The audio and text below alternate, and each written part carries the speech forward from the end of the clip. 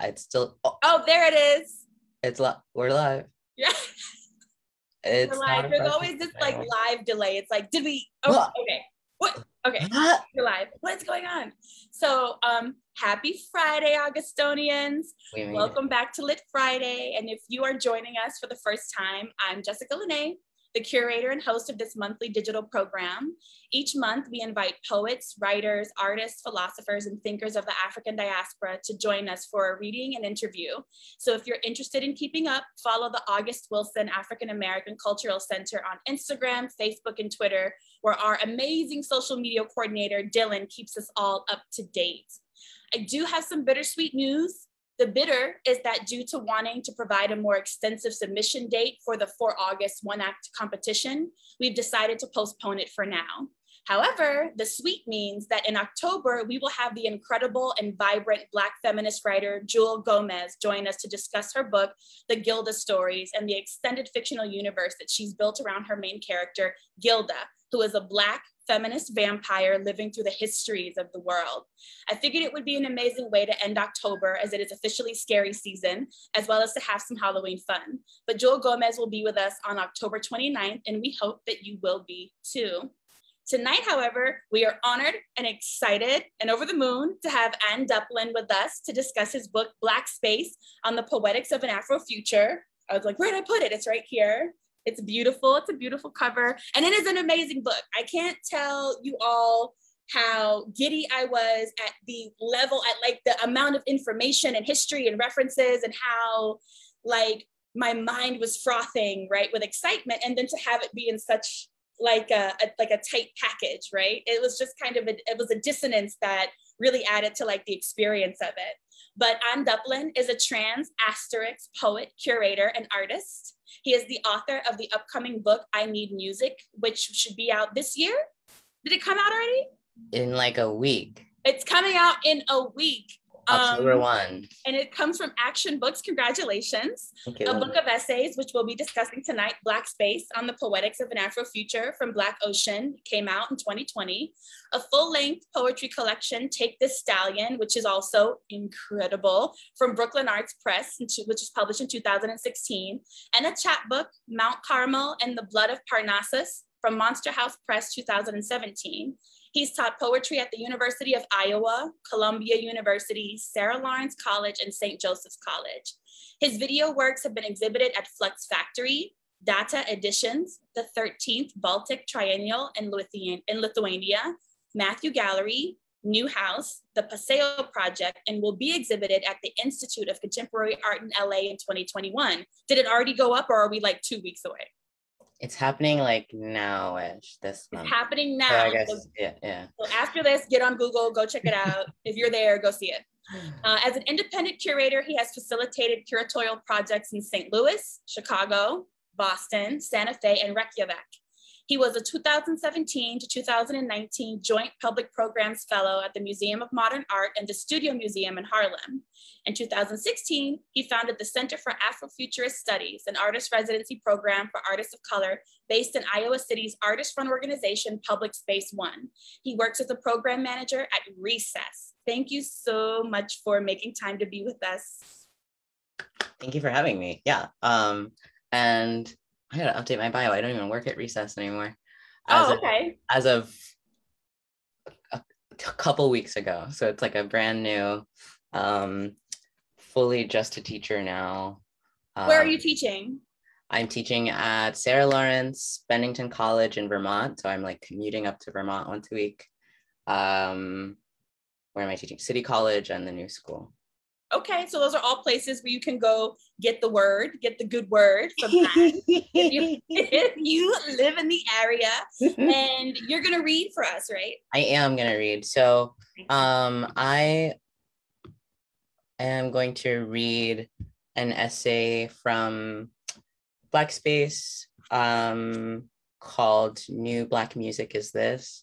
So for folks who are not familiar with Black Space, it was sort of my first turn into prose and essay in book length. I had been writing sort of like music journalism and a little bit of cultural criticism before that. But I really wanted to sort of challenge myself to think about some of the artists and writers who I've been following for a long time in book form. And so this particular essay, New Black Music Is This, starts off thinking about the relationship between Fred Moten and Nathaniel Mackey. You know, Fred Moten, for me and for a lot of people, is such a kind of hero figure. And I was kind of very humbled to learn that Fred Moten relates to Nathaniel Mackey as that. And so there's this really kind of beautiful lineage of Black cultural production there and ideation. So part of my desire for Black Space was just to kind of start to bring all of these different traces of Black lineage together into one place. And I'm a very kind of interdisciplinary learner and maker and thinker. And so it meant a lot to me to be able to kind of combine thinking about different genres. So as I said, this starts off thinking about Fred Moten and Nathaniel Mackey, but if you're familiar with those two guys, you know that they think a lot about music. And so at a certain point, the essay kind of transmits into thinking about music classifications and the ways that those are sort of racially coded. So I'll just start and see how far I get in about 10 minutes. And I'm gonna go away so everyone can just focus on you. Okay. Okay. New Black Music Is This. I had a conversation with Fred Moten earlier this summer where we talked about individuation, I said. Fred was talking about how individuation imposes upon the Black body. With my phone held against my ear, with my shoulder, I had meandered around suburban Ithaca, trying to keep my nervousness about talking to Moten in check. That scene was not unlike the current one, in which I alternated between trying to sit still and pacing around my apartment, Nathaniel Mackey on the other line. In the preface to Blue Fossa, I said, you talk about Baraka's liner notes for the new wave in jazz, where he writes, new Black music is this, find the self, then kill it. Where do we find the Black self, and then how do we kill it? Mackey is one of Moten's mentors. On the phone, Moten had insisted after I told him I planned to interview Mackey next that Nate could say everything he could say about Black selfhood, only better. It's powerful to think of the intimacy between them. Nate answered me slowly and steadily. In the course of getting to the point where you can play free music, you have to find yourself. You have to find out what your sound is. For Mackey, self and sound are analogous, one, the internal counterpart to the external other. For each self, there is a particular sound, which each person has to practice discovering on the way to discovering themselves. You have to find what it is, where it is, and how to get it out, and how to translate it through a horn or a piano or a bass, whatever, which you likely call technology, he added. What are the uses of technology when trying to articulate a self, given that that self is in some ways impossible to render fully in any verbal or musical language? Or as Mackey puts it, how do you technologize yourself? How do you get out a version that at least approximates that self and at the same time registers your refusal to be satisfied that you have properly and authoritatively or with some finality articulated that self? The inability of language to fully speak to the intricacies of any given self are part and parcel of the process of trying to use that same language to give sound to that self. The inherent incapacity of language, then, is a tool with which to also register a refusal to be articulated. Trying to articulate while also refusing to articulate is that two-part and paradoxical process that results from Baraka's call to find the self, then kill it. There was tumult among Black folks during that period. This is around the mid-60s that had come out of the civil rights movement, continued Mackey. One of the things that involved was looking at the self that you had and coming to see that it had been fashioned by social relations that we wanted to obliterate. The whole regime of white supremacy and the social mores and instructions and folkways that kept that in place. You had to look at the extent to which you were compliant with that shaping. The self that you had found yourself to be was in some way a creation of that regime. Killing it would mean fashioning a new self that would be in conflict with that regime and that wants to bring about the destruction of that regime. In The Death of Rhythm and Blues, Nelson George writes about the question of assimilation versus self-sufficiency as the primary strategy for empowerment for American Blacks. For George, both are necessary, but only assimilation, the strategy that dilutes the racial power block in exchange for an American identity of dubious rewards, has dominated the thinking of most Black Americans, he writes. If this is true, it's worth asking why, just as it's worth asking whether things have changed since George made this assessment in 1988, 16 years before the advent of Facebook. New technologies like social media purport to help us better apprehend and navigate our environments, expand the range and depth of both our sensory and social experiences, exert force, execute tasks. Every technological change begins with a spiritual revelation, said Nate. It seems to me that one of the questions you're asking is, what are the spiritual revelations brought out by the technologies that we're dealing with? On the one hand, social media affords everyone a sympathetic audience. For many disenfranchised people, this may be an entirely novel experience, allowing new kinds of communications, admissions, confessions, and catharses for those who have been societally silenced. These novel utterances increase the possibility for communication.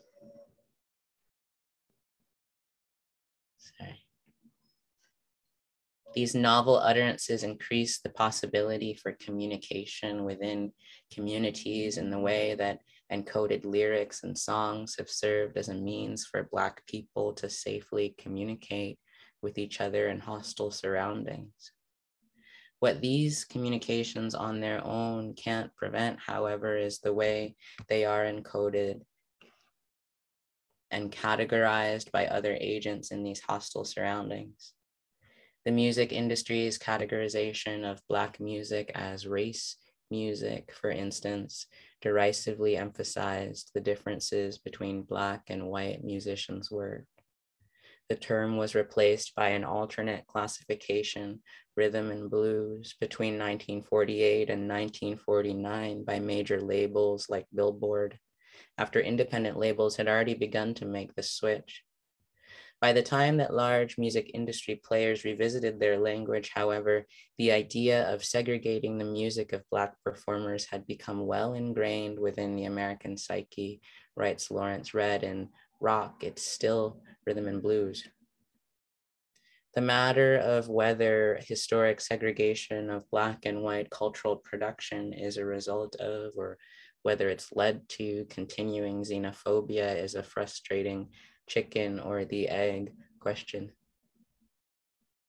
As the musician Maldivisa said to me over Skype in winter of 2014, we are socialized and brought up in ways that reinforce that our way of life is the right way and we should be afraid of anything else. She was in Amherst and I was in Iceland. She continued, we should fear being alone. We should fear God. Those ideas tie into why it's easier for us to reject people that don't look like us. I think of the fear of losing control to someone else and why that is, in particular, a fear that some people of color, women, and people with disabilities harbor, sometimes for life. I think of the restriction one feels when they are given options to reach and expand outside their comfort zone and the crippling fear that they will be rejected or confused or embarrassed, so they don't budge. The fear of the unknown can be a big part of life and can either propel you forward or absolutely tie you down. When music is involved, this idea of not knowing is incredible. Music is a vessel in which we reconstruct ourselves and are able to see ourselves as something more than afraid, more than a human in danger of losing control. I want to just note that that was a quote from that musician that has a bit of ableist language in it. I think I'll just read a couple more passages from this. To this day, the music industry's classification schema carries on in the practical segregation of musics done today more covertly than in the 1960s and 70s through quote unquote deracialized genre classifications. What remains the same is an ongoing felt need amongst white cultural agents to negotiate the presence of Black artists in a largely white cultural framework. This has led to conflict between Black and white cultural producers and the competition over large-scale institutional and corporate recognition. Protesting the music industry's genre classification system, for example, a group of Black recording artists left the 1972 Grammy Awards ceremony. They felt that white artists were receiving awards that would have been given to Black artists were not pop and rock de facto white genres and soul and rhythm and blues de facto Black genres. Despite ongoing conflict, Black cultural workers have continued to fight for recognition on and through mainstream broadcast and entertainment media. Martin Luther King was speaking to a society that had begun to accept Black radio disc jockeys' presence in popular broadcast media when he addressed the National Association of Television and Radio Announcers in 1967. 18 years after the start of the first Black-owned radio station, Word, on which the first words spoken were, "Good morning, Atlanta, we're here." So I'm gonna read this quote from Martin Luther King about Black radio, and that's where I'll stop. And in a real sense, you Black radio announcers have paved the way for social and political change by creating a powerful cultural bridge between Black and white. School integration is much easier now that pupils share a common music, a common language, and enjoy the same dances. You introduced youth to that music and created the language of soul and promoted the dance, which now sweeps across race, class, and nation. It is quite amazing to me to hear the joyful rhythms which I found time to enjoy as a youth here in Atlanta years ago, coming back across the Atlantic with an English accent, or to see Senator Javits and the Senators Kennedy lost in the dances which we created. Yes, you have taken the power which old Sam has buried deep in his soul, and through amazing technology have performed a cultural conquest that surpasses even that of Alexander the Great and culture of classical Greece. We could talk about that passage for days. I feel like there's so much there. But we could, right? Yeah. We could talk about that, right? Is citation, right? Catherine McKittrick and Alexandra Wahelier were doing a talk some months ago, and she was, and Catherine McKittrick was talking about citation and citational practice as a form of like poetics, like Denise Ferreira de Silva thinking about Black feminism and like poetics as far as like, what does your poesis like attempt to do towards its end? Like, what is its end goal? I'm not sure of that question as an artist myself, right? As art having like an end goal in mind, but thinking about, right, citation in terms of, we can cite Alexander the Great and cite Greece over thousands of years, right, as being the owners of a certain kind of cultural patrimony, most of which they got from Egypt anyway. And then, but when we think about citation of like Black origins of things, those citations tend to rub away very quickly. We have to re-explain ourselves all the time. And so that's what I think about when I think about that. This is my like third time interacting with the quote, right? Like thinking about that, right? Like we remain as a people so oftentimes unsighted in the culture that proliferates from us. There's something I appreciate about that though, because it creates this kind of, I'm agreeing with myself and disagreeing with myself at the same time, but I'll do one at a time, which is there's something I appreciate in the sort of like what it does to cite or not cite, or to have citation not work in this patrimonial way that like the idea of cultural conquest, that he's praising Black radio announcers because their presence is a cultural conquest that surpasses even that of Alexander the Great. I'm like, damn, I don't know if that's good. That like that's a strange framing. That's like a really violent framing, cultural conquest. You know, like that Alexander the Great was out there ravaging. You know, like that was not. So I don't know. I find that interesting. But then also, of course, you know, I want people to get shouted out, and I want, like, that's the idea of lineage, right? That part of like why I'm interested in lineage, and why so many of the artists who I think about are sort of documentarians, or thinking about the archive, or thinking about references, because those things have been lost, like you're saying. So I just wonder if there's a way to do it that's not in the vein of cultural conquest. Well, I think that what he said represents the issue, right? That was in this that Daniel Mackey was talking about. Like in the 1960s, Black folks were having a cultural crisis, right? Like, do we want our actual liberation, or do we want to be able to live in the white power structure with the same privileges as white people?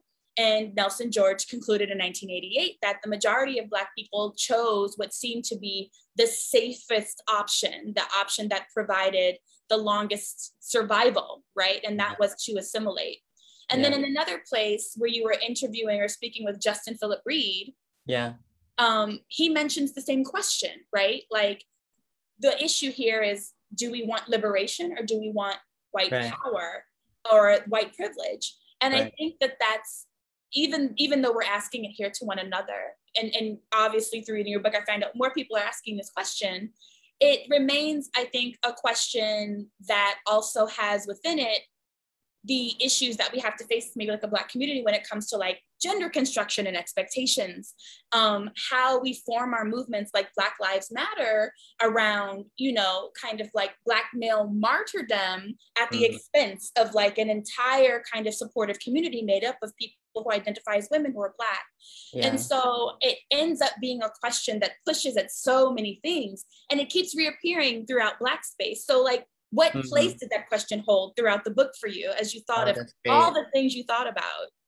Yeah, that's lovely that you pulled that out. And I actually hadn't even made the connection between Justin's interview and the Nelson George, the way that what Justin's saying is kind of a flip. And I found myself thinking about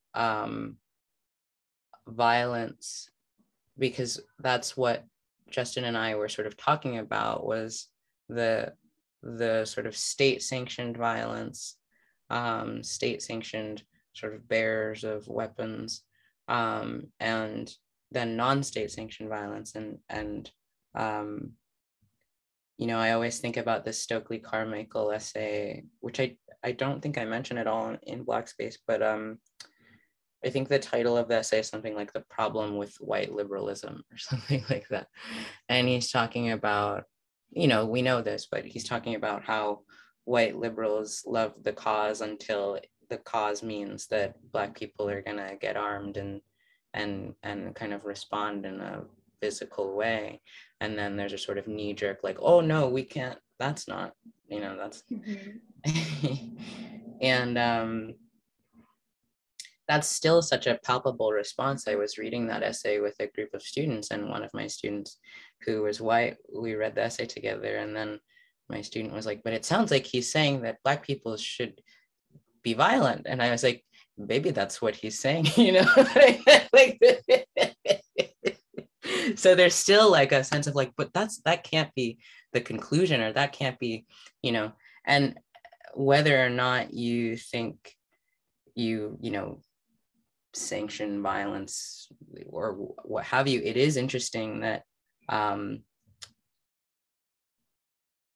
that's really what's being argued over in that question, I think. And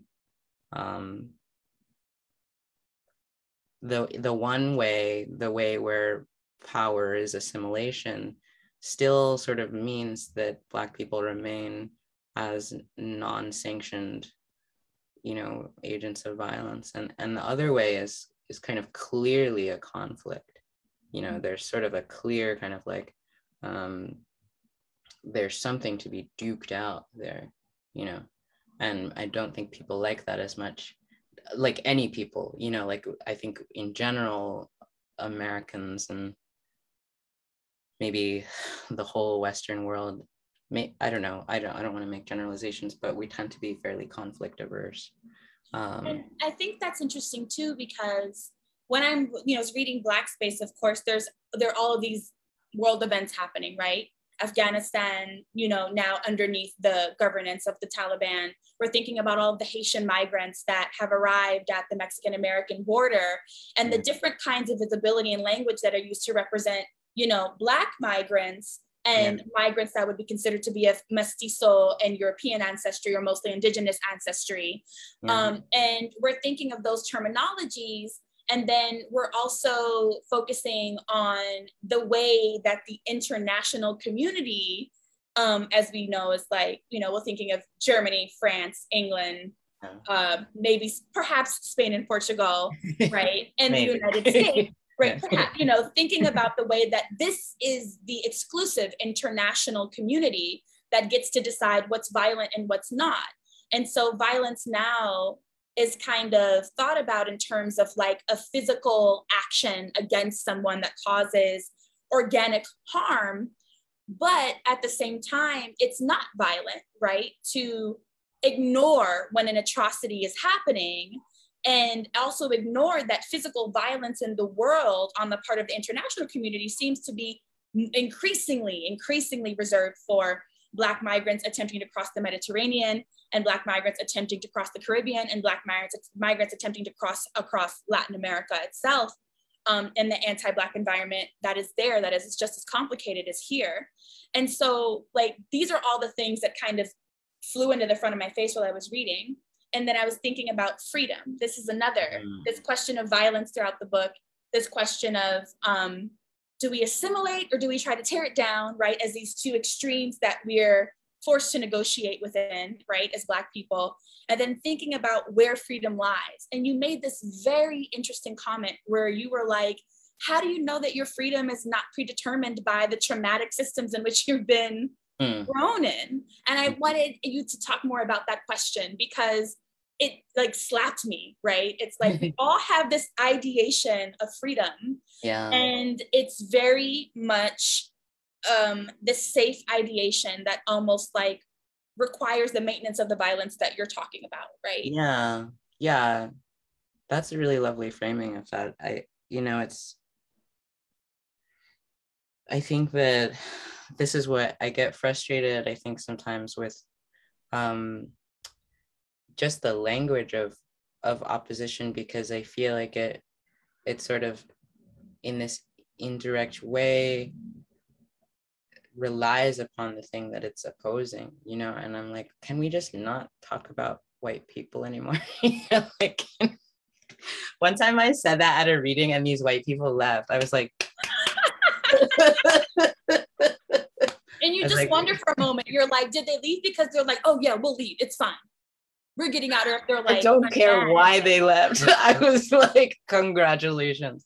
But it's like this decentering of like within these discourses of sort of social freedom, is it possible to kind of just like ideate forward, or ideate in a space that doesn't rely on like the thing that it's not, which is, it just gets, you know, it's like whatever you resist, you're sort of tied to forever. We're in this kind of cat and mouse thing.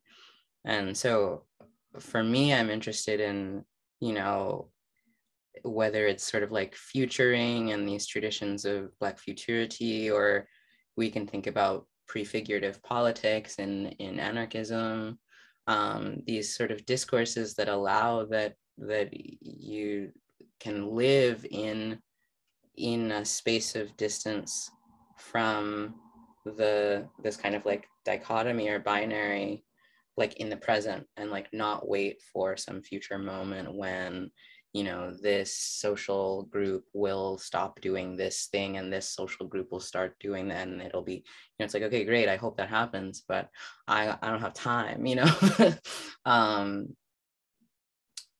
So, and I think that's something, you know, kind of thinking about how prefigurative politics works. My dear friend came up with this word, or I don't know if they came up with it, but atopia, which is not dystopia or utopia, but just kind of like, you know, this third space that we're talking about. I'm much more interested in trying to figure out how to enact that in the present, and I think that's what art does so well, which is why I spend time thinking about art, you know, that it sort of exists at a remove a little bit from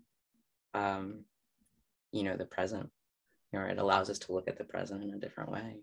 I love the word like atopia, and because I think it's like, you know, for our viewers that don't know what utopia is, it literally means no such place. There is no such place. So it's a location without location, right? Mm-hmm. So it would be like if you were looking at a map of like a fantasy world in a book, that could be considered to be a utopia, right? Like a place that isn't there.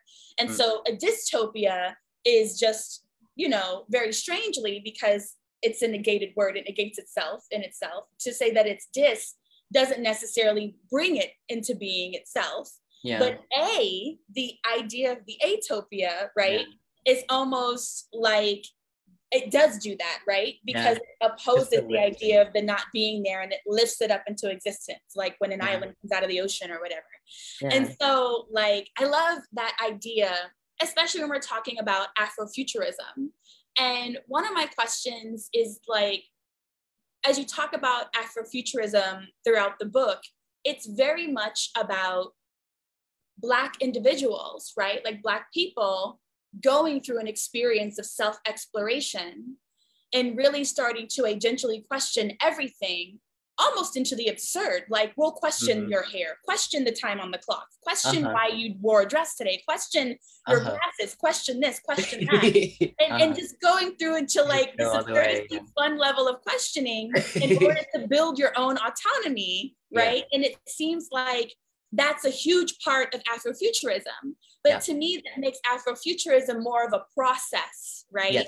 Than a thing. And I wanted you to talk more about Afrofuturism as like a process. And I mean, since we're kind of like further theorizing or, you know, talking about atopia, maybe we can get like freaky with that. Getting freaky with atopia. I love that.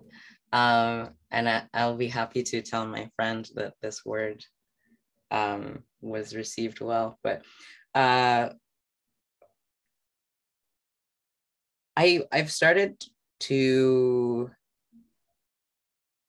spell Afrofuturism with a lowercase a, but and I love what you said about it being more of a process than a thing. I think that that's sort of what I'm moving towards when I you know, lowercase it, because the uppercase thing refers to kind of like a closed system of works, you know, and is a genre classification, and that's fine.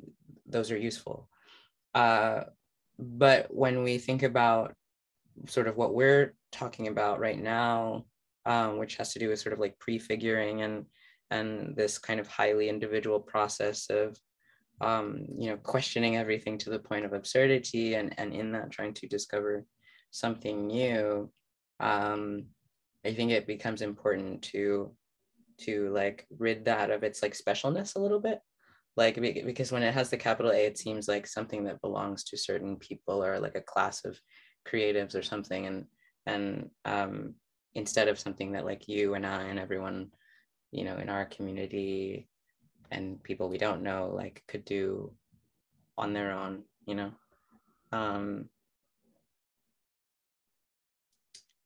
But it is something I wonder about, you know. I am aware that, what did someone say to me? They were like, you know, you talk a certain way. Like, because in my head, like, I can talk to anyone, and what I'm talking about is for everyone, and everyone can do it. But I'm also aware that, like, I'm an artist. I'm an arts worker. I have lots of liberal arts education around, you know, bubbling around in my head, and white institutional ways of thinking that have been kind of programmed into my mindset. And so I do sort of wonder about the utility of these ideas beyond just my immediate community of artists, you know, which is maybe it doesn't need to have that utility. Like, I think I'm happy that like you have a connection with the book as like a Black Haitian maker, you know, like that's beautiful. But I do wonder, yeah, like, how does it spread, or should it spread? What does it look like? Yeah. I think that when we think about, you know, Black critical theory, like, just in, you know, my life, right? It's like, I've heard people say a lot of things about Black critical theory, and there's that question about what does it do? So Afrofuturism is, you know, like, from Mark Derry and Alondra Nelson, you know, this idea that has reached, you know, popular consciousness through artists like Alicia Wormsley, you know, like, there were Black people in the future that became like a very kind of like, you know, millennial Gen Z kind of like question that we all kind of dug into as a way to talk about Afrofuturism. But I think that, like, I see fiction writers they're able, like Jewel Gomez will be with us next month, right? Okay. She's a, you know, Black, you know, fiction writer, a Black lesbian feminist fiction writer. She wrote the Gilda Stories, which is like a book about a Black woman vampire. Love that.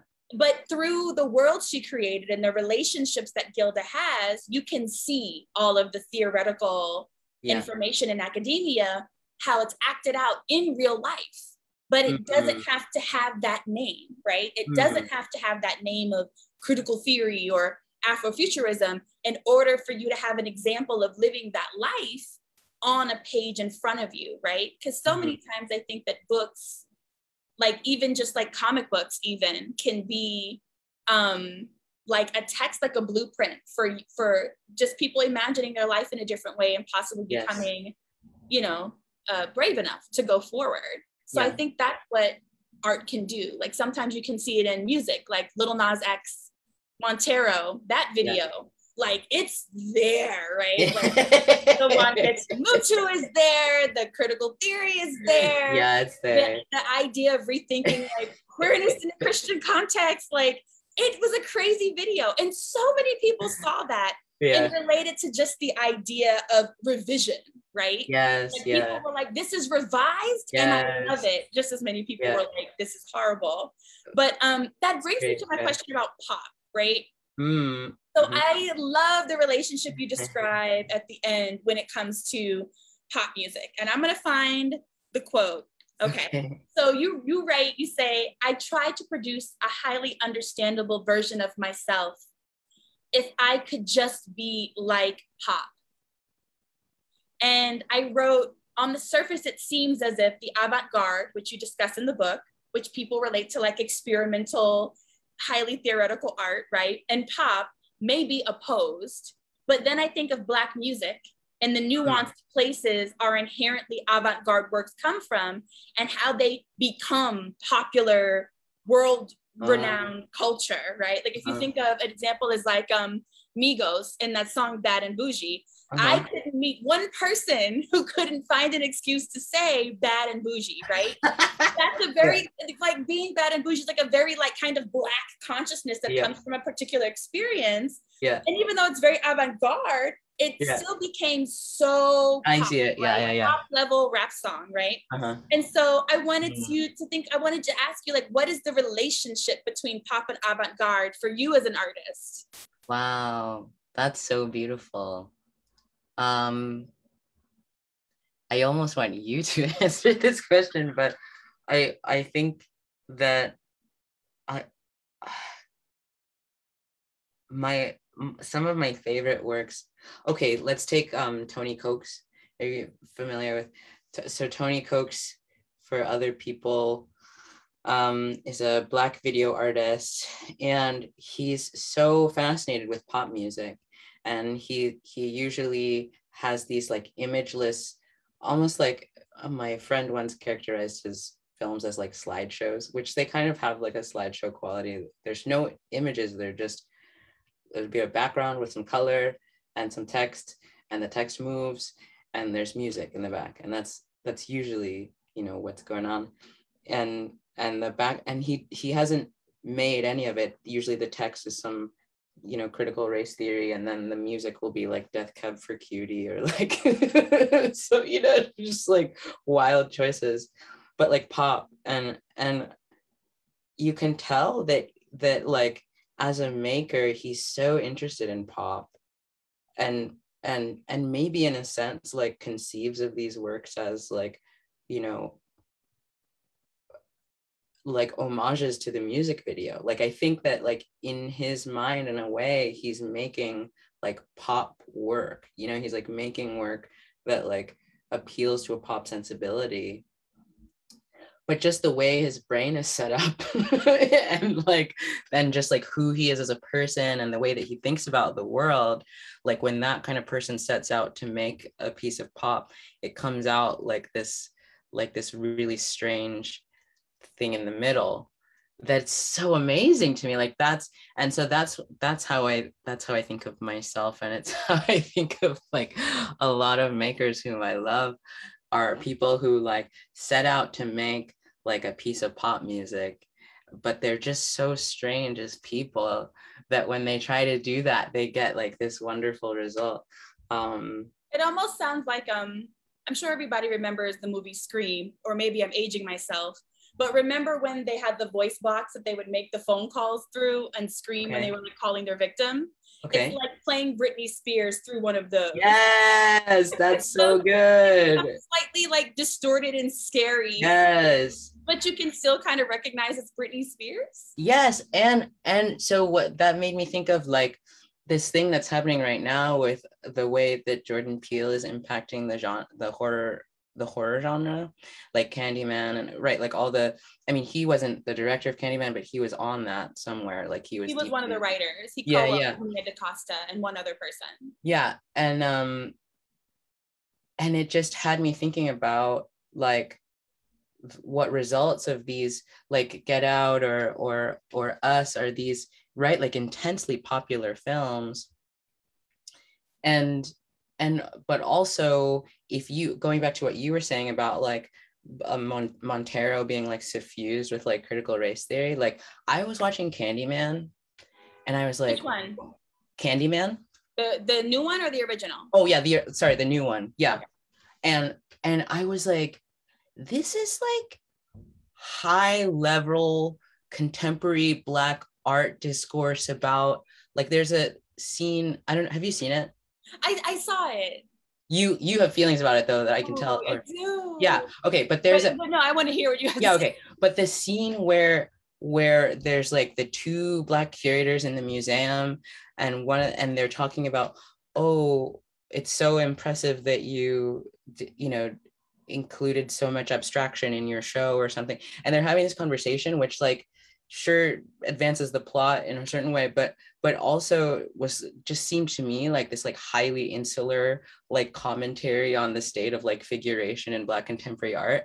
And I was like, you have to be like deep into Black contemporary art for this film to hit, I think, or just not even to hit, because it didn't really hit, but I was like, this is like a thesis on Black contemporary art disguised as a horror film that is targeted to just like a select group of like Black creative people and arts workers. And like everyone else watching this is going to be like, I think that what kind of pushed me out of the film was the fact that I feel like Jordan Peele is just incapable of constructing Black women characters sometimes. And then I think about just the original Candyman, and it's based on a short story by Clive Barker called Forbidden, which it takes place in Liverpool, England, in a housing project there. And there's like this white superintendent or super that ends up in this interaction with the same character from the 1992 version, Helen Lyle, and her studying the urban legend. It comes from, you know, saying Mary 5 times in the movie. It comes from that story. But it's also based on the murder of a woman in Chicago. She was a mentally ill Black woman living in the Abla housing projects, and she called the cops to tell them someone was coming through her wall, and they had knocked out her medicine cabinet, and they didn't show up. No one came. They called it in as a disturbance, not a robbery. So no one came within 15 minutes. Wow. Neighbors heard gunfire, and 2 neighbors called, but they didn't find her in her apartment for 2 days because there was all of this red tape with the housing authority, the police, about like their legal protection about busting into her apartment to see if she was okay. And so this movie that's very much based in the trauma of Black women's interactions, Black women from any experience, interaction with the state, right? And issues of intimate violence and how they are exacerbated by the state, ends up being pushed underneath this larger story about Black male interaction with the state and being violently oppressed and murdered by the state. When those should be, I think for us, it needs to be a more complicated story where we're talking about it together as a community, regardless of gender, regardless of class, right? And so in the new Candyman, I felt particularly alarmed that say his name, which is related to saying Candyman's name 5 times, was an erasure in the movie of say her name, and how there was not really a representation, whether it be artistically hyperbolistic or not, of violence faced by Black women in the state as well. So that became like one of my questions during the film. And I just kind of ended the film just like overthinking. And I was like, it's like, that's real. And no, then there's this like young white kid in the back at the end, and she was like, "This sucks," and I was like, "You're not saying it for the same reason." But feel like you were like, yes, but like on the same page. But this brings me to my next question, because I could teach this book for 2 semesters and never get tired of it. But so I keep quoting the book because I'm like, I think it's amazing. So on page 70, you write, "It can be easy for Black people to believe about themselves and each other the fabrications of white culture, which has always sought to disown its basic humanity, sensuality, creatureliness, and sexuality." And I find in the statement this kind of argument between the concept of being human and the concept of an identity, and how much of American culture tries to replace being human, right? How we physically, organically experience our own mortalities and pleasures and pains with the idea of having an identity, which is kind of still like an identity is a photograph, maybe, whereas being human may be hiking over a mountain and experiencing all of the trials and travails of that experience. And it captured me, like, the question troubled me too, right? Because I never want to say as a Black person that identity is not important, but then, you know, is race culture? Is culture, is like identity? Are these 3 different things? And so I wanted to kind of move around with you about the quote and thinking about the concept of like a humanness, right? What human experience brings us, and how identity may just be trying to take a snapshot of that, and how maybe it could be potentially like on some levels helpful and on others harmful. That's great. I mean, okay, so The way that I have articulated the project of Black Spaces that I was looking at, freedom from three lenses: one sort of like individual, psychological world, social freedom, and then a sort of like universal or existential freedom. And the universal is very fraught, right? Because it's sort of belongs to a tradition of white culture that has conflated white culture with the universal. And sort of there's like this irony where like white culture is hungry for culture, but only because it denies that itself it's a culture. Like it's like, but that you have like you're Bell right. Hooks said that. Bell Hooks said that white culture or whiteness has a hunger for the other. And hunger for the other is based on refusing the other as being legitimate. And so it's like this cycle of refusal and desire where it seems, as you've expressed in the book, like whiteness is in part built on the ability to forget and not be reminded that present occurrences, like all the things I mentioned earlier, that present events are based on past harms, right? Yes. And that's where we get these dichotomies from, these sayings like, oh, it's in the past, that's not happening now, like that overriding belief, or somehow not being able to discuss poverty and capitalism without the idea that one doesn't cause the other, right? Yeah. So it's always this paradox of like separating the cause and effect. Yes, yeah. And so I think, to go back to your question, which is really great, you're making me think about so many things. Your questions make me want to write like another book.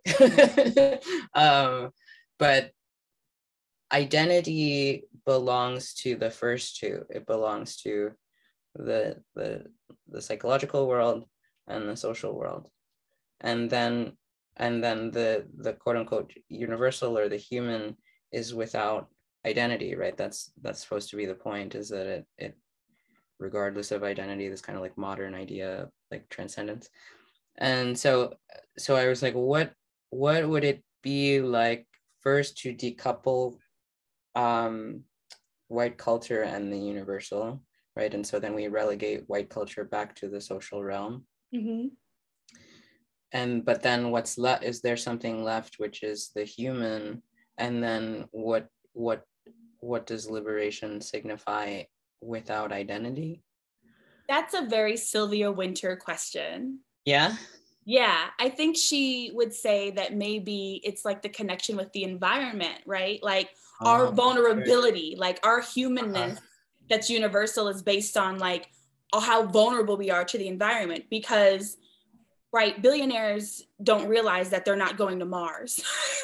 Physicists know they're not going, they don't know. And so even though— What do you mean they're not going to Mars? Like, physicists understand that the science we have is not going to physically propel us into like planetary colonization of Mars, right? Oh, okay, physicists sure. know that, right? But billionaires have the imaginary still. And in that imaginary, they can say, I'm not connected to the earth, so none of these things are going to happen to me. Pollution. Sure.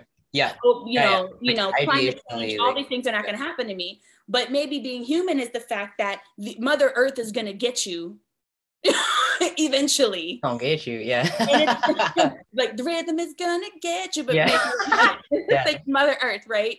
It will get you. And maybe that's like a place to— it's not the answer, most definitely, because it's too simplistic, but it's a place maybe I think I started thinking there maybe.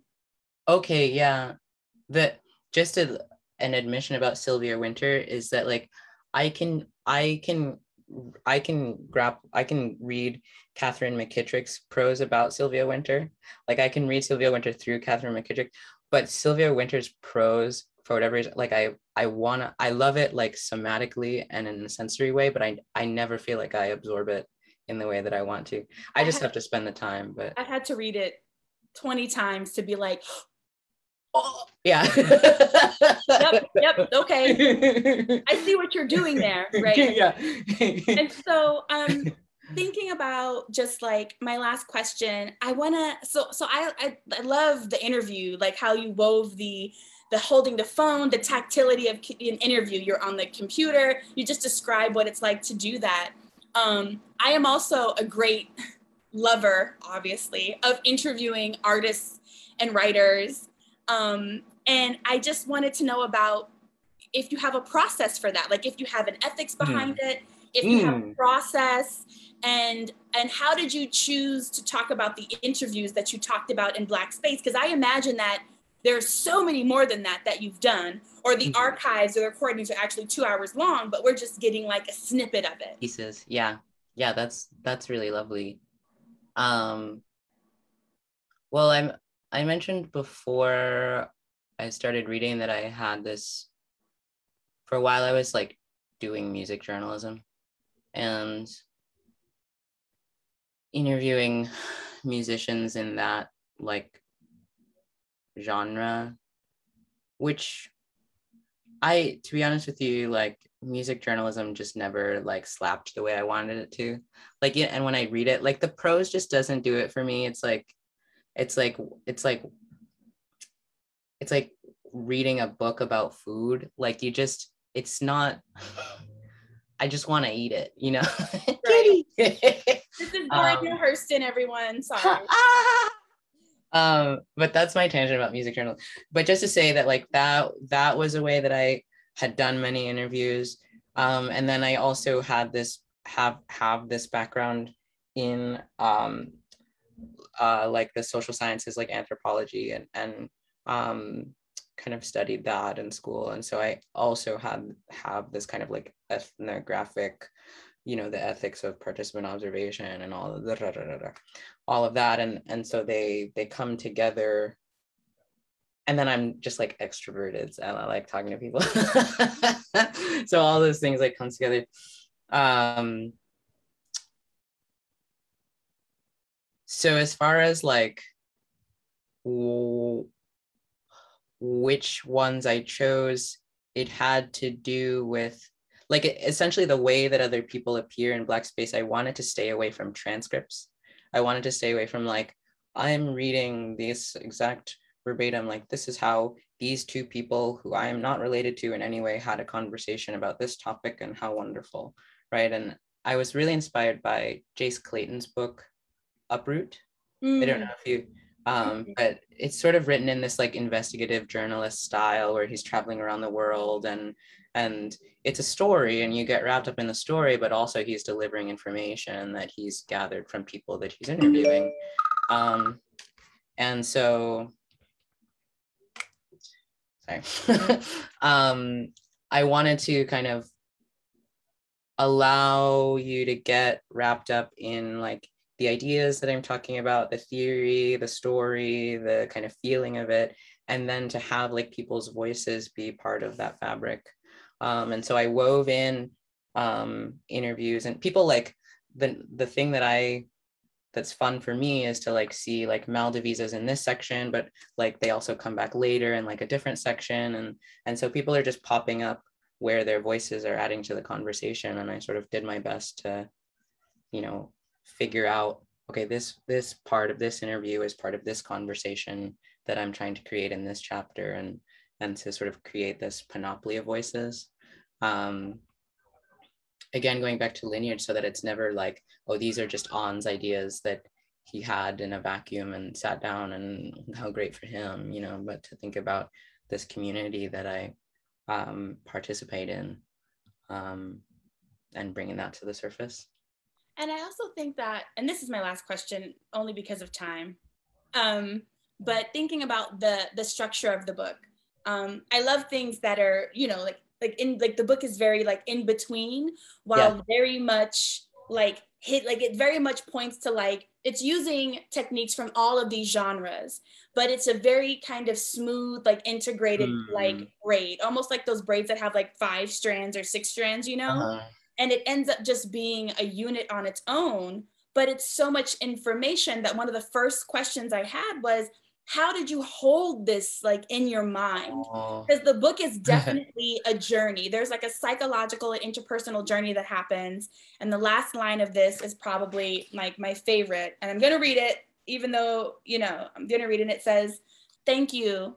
Thank you for listening. I've accomplished nothing. Thank you." It's my favorite line in the whole book, but how did I hold it? Hold it. Yeah, I mean, like this was, prose is not something that at the time came naturally to me. I'm a poet by nature for a reason. And so it took a long time. This book took me like, you know, 6 years of, you know, kind of not, I would say 4 of those years were like kind of direct work, and then a year on either end of sort of like ideating. But and halfway through that process, like 3 years in, I was panicking because I had signed a contract and promised a certain book to my publisher, and the book that I was writing was nothing like the book that I had proposed. And luckily my publisher was like, "That's okay, keep going." And and then like a couple years later, it somehow I did the horseshoe and I came back, and this book is what I proposed miraculously, like not through my effort, you know. And so to answer your question, it's like partially planning and partially just like intuitive, like trial and error and like walking through the dark. I'm working on a book right now. I want to kind of map out the history of like Black experimental documentary, and I do want to challenge myself to be just like that much more linear, like just to like articulate like an elegant argument, like a book length argument. And so I've been having a lot of conversations with mentors, being like, "Okay, does this make sense?" You know, and they'll say, "Okay, 2 of those things make sense, get rid of the rest." You know, like kind of just helping me. And this goes before that, and you know, add this thing to the end, like, because my brain is so many directions at one time, and I kind of tend to see the bigger picture, and it's hard for me to like hone in on a detail. So I need a lot of help when I try to work like that. If you're a creator or writer and you're watching, you heard it from Anne, follow your intuition, make mistakes. It's okay. Uh-oh, you froze at the wrong time. What did you say? No, I said if you're a writer or creator, you can take advice from Anne, follow your intuition, make mistakes. Yeah, do it.